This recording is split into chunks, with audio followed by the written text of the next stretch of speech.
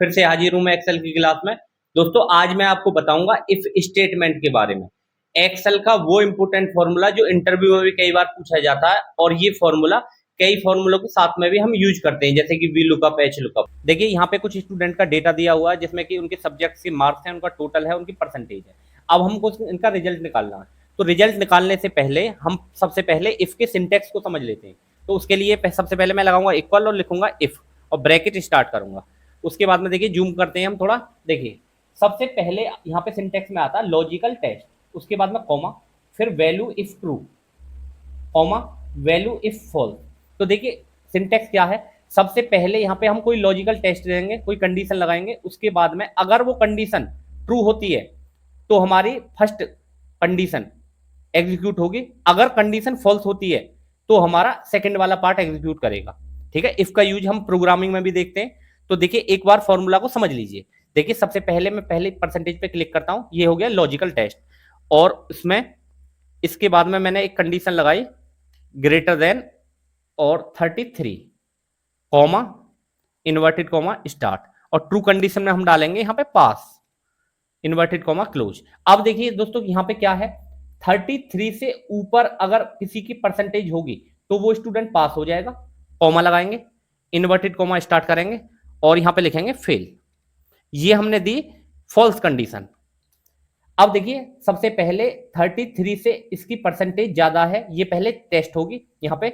अगर ये ज्यादा होगी तो स्टूडेंट पास हो जाएगा, मतलब इफ का ट्रू वाला पार्ट एग्जीक्यूट करेगा। अगर ऐसा नहीं है तो स्टूडेंट फेल हो जाएगा। देखिए एंटर करते हैं हम और देखते हैं हमारा आंसर। ये देखिए ये स्टूडेंट पास हो चुका, क्यों? इसके 46 परसेंटेज है। हमारी कंडीशन क्या थी कि 30% से ज्यादा। अब देखिए थोड़ा सा समझ लीजिए, जैसे मैंने दिया यहाँ पे 4 और ग्रेटर देन और 2, तो इसका क्या मतलब है? इसका मतलब यह है कि 2 से बड़ा है 4, तो ये कंडीशन एकदम ट्रू है। अब देखिए फॉल्स कंडीशन क्या होगी कि अगर मैं यहां पे बोल दूं 4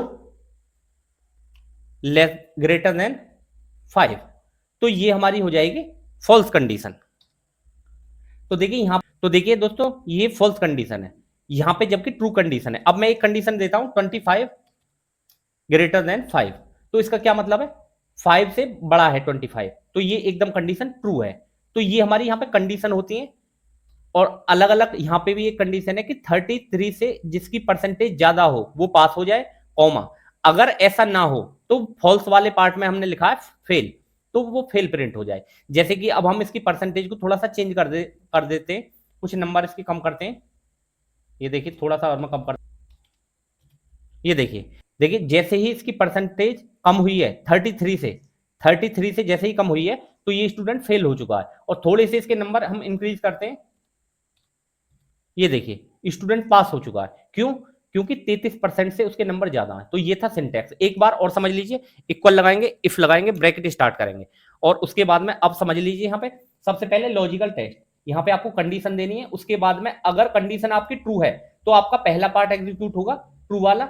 अगर ऐसा नहीं है तो फॉल्स वाला पार्ट एग्जीक्यूट हो जाएगा और एंड हो जाएगा। जब हम प्रोग्रामिंग में पढ़ते हैं तो हम इफ पढ़ते हैं, इफ एल्स पढ़ते हैं, नेस्टेड इफ एल्स पढ़ते हैं, तो सबका लॉजिक एक ही है। तो आप अगर यहां एक्सेल में समझ लेते हैं इफ के सिंटैक्स को, तो बहुत आसानी से आपके प्रोग्रामिंग में भी काफी हेल्प हो जाएगी। तो दोस्तों देखिए अब यहां पे हमने इनके रिजल्ट निकाल लिए। यहां पे हमने केवल एक यहां हमने लगाया, एक बार और देख लेते हैं। इक्वल लगाएंगे, इफ लिखेंगे, ब्रैकेट स्टार्ट करेंगे, उसके बाद में लॉजिकल टेस्ट पे परसेंटेज को सिलेक्ट कर लेंगे, ग्रेटर देन देंगे और 33 और comma, inverted comma, pass, inverted comma close, comma, inverted comma और fail, inverted comma close, bracket close. और देखिए जैसे ही मैं एंटर करता हूं, अब देखिए कुछ मिस्टेक है तो वो देख लेते हैं कहां मिस्टेक है। देखिए यहां पे एक्स्ट्रा इन्वर्टेड कॉमा लग चुका है, तो इसको हम डिलीट कर देंगे और उसके बाद में हम एंटर की प्रेस कर देंगे। तो देखिए हमारा आंसर आ चुका है जैसी हमने कंडीशन लगाई है। अगर मैं यहाँ पे 44 कर दूं तो 44 के हिसाब से कंडीशन टेस्ट करेगा और यहाँ पे उसके हिसाब से आंसर आएगा हमारा।